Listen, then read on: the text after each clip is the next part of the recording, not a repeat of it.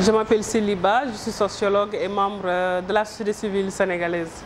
Ce qui n'a pas fonctionné, c'est qu'il y a eu des mécanismes au niveau de l'administration sénégalaise qui ont été supprimés durant fin 90, début 2000.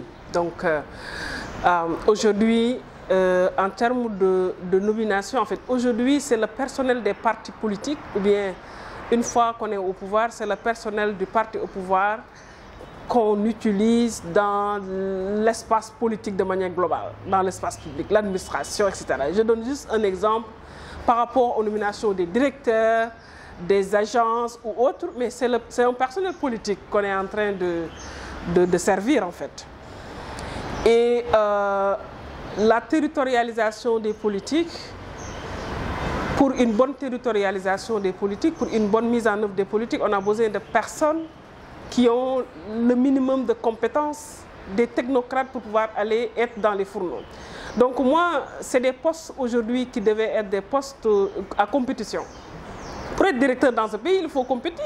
Il faut donner la chance à le Sénégalais qui est au fin fond du pays pour pouvoir au moins proposer ses savoir-faire, etc. Donc, c'est des postes qui sont nommés.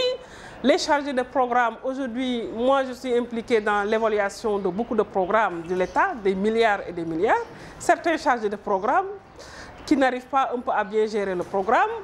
Après l'échec du programme, ils sont reconduits sur d'autres programmes.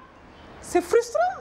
Et moi, dans mes rapports, je considère ça comme vraiment un crime. C'est un crime pour moi.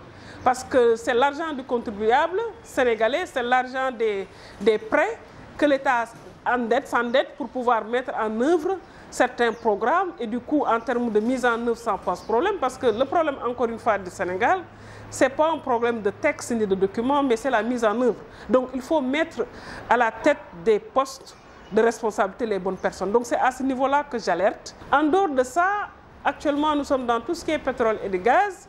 Il y a des accords qui sont en train de signer et qui engagent toute une nation. Il faudrait plus de transparence, il faudrait des consultations au niveau de ces accords-là.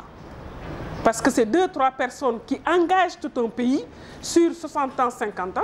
C'est des choses qui doivent être discutées même à l'Assemblée nationale et qui doivent être sanctionnées par des votes. Donc c'est ça en fait que je voulais. Et aussi au niveau du Parlement. Au niveau du Parlement, c'est pourquoi il y a le débat là sur est-ce que les députés représentent le peuple ou bien les députés représentent le parti. Parce que c'est du personnel des partis politiques. Les députés qui sont à l'Assemblée nationale, c'est le personnel des partis politiques qui représentent qui? Qui représentent que les partis politiques. Les partis politiques représentent à même pas 5% des Sénégalais. Donc ça aussi c'est un débat. Ça peut pas être voilà. Donc c'est des réflexions aujourd'hui qu'il faudrait poser pour peut-être éviter demain qu'on ait ce qu'on appelle à l'Assemblée nationale une assemblée vraiment où ça ne nous honore pas du tout.